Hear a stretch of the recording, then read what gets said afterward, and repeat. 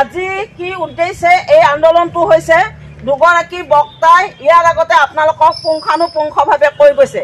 তথাপিও মই আকৌ এবাৰ কৈছোঁ যে 1942 চনত ইংৰাজ শাসকৰ অত্যাচাৰত তিষ্ঠিব নোৱাৰি ভাৰতীয়সকলে যি প্ৰবল আন্দোলন কৰিছিল, বৰ্তমানৰ চৰকাৰখনে সেই একেই নমুনা দেখুৱাৰ কাৰণে বৰ্তমানৰ জনগণে অতিষ্ঠ হয়।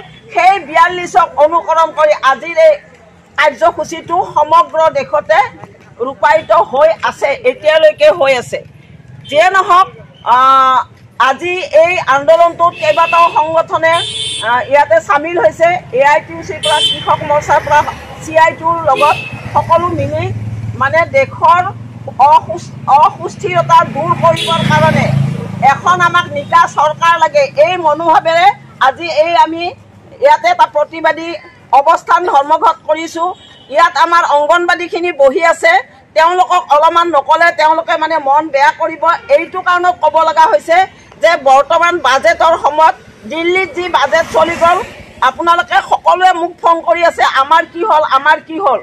ইতিমধ্যে আমাৰ অল ইণ্ডিয়া ফেডাৰেশ্যনে অনবৰত নিৰ্মলা সীতাৰমণৰ লগত লাগি আছে আৰু বিৰোধীসকলেও আমাৰ অংগনবাদীৰ চেলাৰীৰ কাৰণে দপদপাই আছিল। কিন্তু দুখৰ বিষয়, এতিয়ালৈ আমাৰ ICDSৰ শিতানত কেন্দ্ৰীয় চৰকাৰে এটকাও আগবঢ়াই নিদিলে। এইকাৰণে বৰ্তমানৰ 20 তাৰিখৰ আগত কিছু সৰু সুৰা আৰু পাৰ্লিয়ামেণ্টত চলিব। হয়তো যদি আমাৰ ICDSৰ কৰ্মৰত কৰ্মীসকলৰ কপাল ভাল, নিশ্চয় কিবা 2 টকা হ'ব। আপোনালোকে মানে বেজাৰ নকৰিব। আৰু চৰকাৰখনৰ নীতিয়ে এই চৰকাৰখনৰ জনবিৰোধী নীতিৰ কাৰণে আজি আমি এনেকৈ সমগ্ৰ দেশত এই ধৰণৰ লৰাই কৰিব লগা হৈছে। তথাপিও চৰকাৰৰ নীতি সলনি হোৱা নাই। আমি কৰিব লাগিব নীতিৰ সলনি, কাৰণ আমি চৰকাৰৰ খাই থকা নাই, আমি কাম কৰি খাই আছোঁ। তেওঁলোকে দেশ চলাইছে বাৰু, ভালদৰে চলাওক। মই এটা উদাহৰণ দিছোঁ, আগতেও কংগ্ৰেছৰ শাসন আছিল। কংগ্ৰেছৰ শাসনৰ পিৰিয়ডত মোৰ অভিজ্ঞতা, আমি কোনো দলৰ মানুহ নহয়, আমি মানুহ হিচাপে বসবাস কৰিছোঁ, কাম কৰিছোঁ, ভাত খাইছোঁ।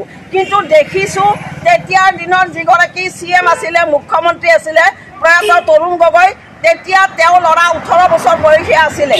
কিন্তু তেওঁ এটা কোম্পানীৰো মালিক নহ'ল। বৰ্তমান CMৰ ল'ৰাই কিন্তু কেইবাটাও কোম্পানীৰ মালিক। তেতিয়াৰ CMৰ ঘৈণীয়েকে শদিয়াৰ পৰা ধুবুৰী চিনি নাপাইছিল। এতিয়াৰ CMৰ নামত বহু মালিক, মানে তেওঁৰ নামত বহুত মানে প্ৰপাৰ্টি, বহু চেনেলৰ তেওঁ মালিক। গতিকে এই প্ৰমাণ হয় যে আমি কাৰ তলত, কাৰ শাসনত বসবাস কৰি আছোঁ। এওঁলোকক ওফৰাব লগা হ'লে আমি সংগঠিত হ'ব লাগিব। আজি আমাৰ মাননীয়েই যে আমাৰ জীৱন সেইটো বুলি আপোনালোকে নাভাবিব। আৰু ৰাজ্য চৰকাৰৰো আহি আছে, বাজেট অধিৱেশন আহি আছে। আৰু আপোনালোকে জানে যোৱা জুন মাহৰ 20 তাৰিখে ডাইৰেক্টৰৰ জৰিয়তে মাননীয় মন্ত্ৰী অজন্তা নেওগে আমাক মাতি নি প্ৰায় 1 ঘণ্টা সময় আলোচনা কৰিছে। তেওঁ আমাক 2 মাহৰ সময় দিছিলে যে আপোনালোকে 2 মাহ বাট চাওক। এই 2 মাহৰ পিছত মই CMৰ লগত আপোনালোকক লগ কৰাই দি নিশ্চয় কিবা এটা দিম বুলি আমাক আশ্বাস দিছিলে। কিন্তু এতিয়ালৈ একো সুফল নোপোৱাৰ কাৰণে আমি অহা 13 তাৰিখে আকৌ ডাইৰেক্টৰৰ তাতে যাম।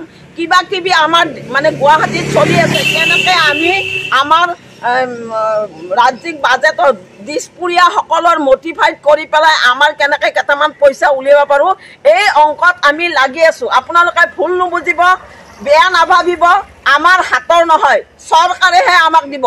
গতিকে চৰকাৰক আপোনালোকে দেখি আছে কি নীতিৰে আমাক চলাই আছে। গতিকে এইখন চৰকাৰৰ অটপালি। আজি আমি বজাৰত সোমাব নোৱাৰোঁ, বস্তুৰ দাম। আজি আমি ঔষধ কিনিব নোৱাৰোঁ, ঔষধৰ দাম। কিহৰ কাৰণে ইমান হৈছে? তেওঁলোকে কিবা উপায়ে তেওঁলোকৰ পৰা পইচা খাইছে, খাই বজাৰত জুই জ্বলাই দিছে। আমি সেই জুইত কিয় পুৰি মৰিম? গতিকে এনেকুৱা এখন চৰকাৰ আমি কেতিয়াও কামনা নকৰোঁ। এইখন চৰকাৰক আমি জহন্নামে ঠেলি দিব লাগে। এনেকুৱা মনোভাৱেৰে চবে এক হ'ব লাগে। আজি পইচা দিয়া নাই। ইলেকশ্যনৰ আগতে CMে এটা ভাষণ দিছিলে যে CITUৰ লগত যদি অংগনবাদী থাকে তেতিয়াহ'লে মাননীটো বৃদ্ধি নহয়, ছাটাইহে হ'ব। কিন্তু তাৰ পিছতেইতো আমাক অজন্তা বাইদেৱে মাতি নিলে, তেতিয়াতো CITUৰ কথা নক'লে।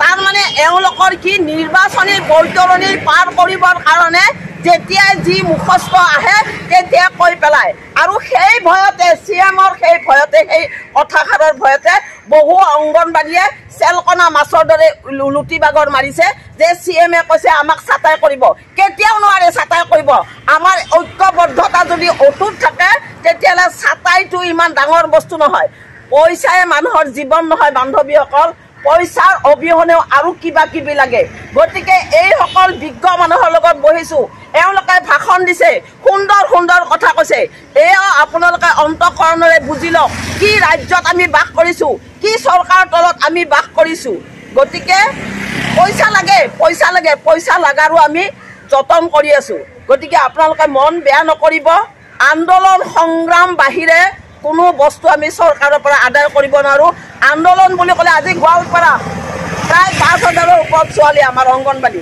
আজি কেইটা ছোৱালী আছে তাৰ মানে হয় মই অংগনবাদীবিলাকক দোষ দিব নোখোজোঁ এইটো কাৰণত ইমান জাপে ইমান কাম দিছে মূৰ তুলিব নোৱাৰি কিছুমানে স্বইচ্ছাই চাকৰিৰ পৰা বাদ দিলে ৰিজাইন দিলে চাকৰি আৰু কিছুমানে কি কৰিছে মানে 40 বছৰীয়া ছোৱালী এগৰাকী 20 বছৰীয়া সাজি ঘৰতে তিলকৈ মৃত্যু মুখত যন্ত্ৰণাত পৰি আছে গতিকে এনেকুৱা এটা পৰ্যায়ত আমাৰ অংগনবাদীয়ে দিন কটাইছে গতিকে ভয় কৰিব নালাগে আমি উচিতটো সদায় ক'বই লাগিব আৰু বাঘ দেখিলে আমি পিছুৱাই নাযাওঁ আমি আগুৱাই যাব লাগিব বাঘৰ লগত যুদ্ধ কৰিব লাগিব তেতিয়াহে আমি তিষ্ঠি থাকিব পাৰিম বিশেষ মই নকওঁ আৰু বক্তা আছে বহুত এওঁলোকে নিশ্চয় আৰু সুন্দৰ সংগঠন সম্পৰ্কে সুন্দৰ ভাষণ ৰাখিব এইখিনি কৈ মই মোৰ বক্তব্য সামৰিছোঁ ধন্যবাদ ইনকলাব জিন্দাবাদ ইনকলাব জিন্দাবাদ